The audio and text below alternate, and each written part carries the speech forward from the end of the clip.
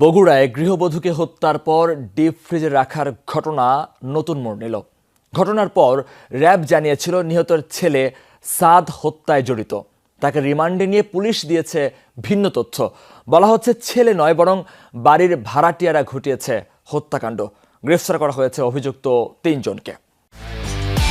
একমাত্র ওয়ালটন এসি দিচ্ছে 1 বছরের রিপ্লেসমেন্ট গ্যারান্টি এবং কম্প্রেসারের 10 বছরের গ্যারান্টি। দুপচাঁচিয়ার জয়পুরপাড়ায় নিজ বাড়িতে হত্যার পর সালমার মরদেহ ডিপ ফ্রিজে রেখে যায় খুনিরা। পরদিন স্বামী আজিজুর রহমান এবং ছোট ছেলেকে আটক করে র্যাব। তাদের পক্ষ থেকে জানানো হয়, হাত খরচের টাকা না পেয়ে ছোট ছেলেই খুন করেছে নিজের মাকে। ঢুকে তার মাকে পিছন থেকে জাপটে ধরে হচ্ছে নাক এবং মুখ চেপে ধরে। এর ফলে শ্বাসরোধে ভদ্রমহিলা মারা যান। মায়ের হত্যা মামলা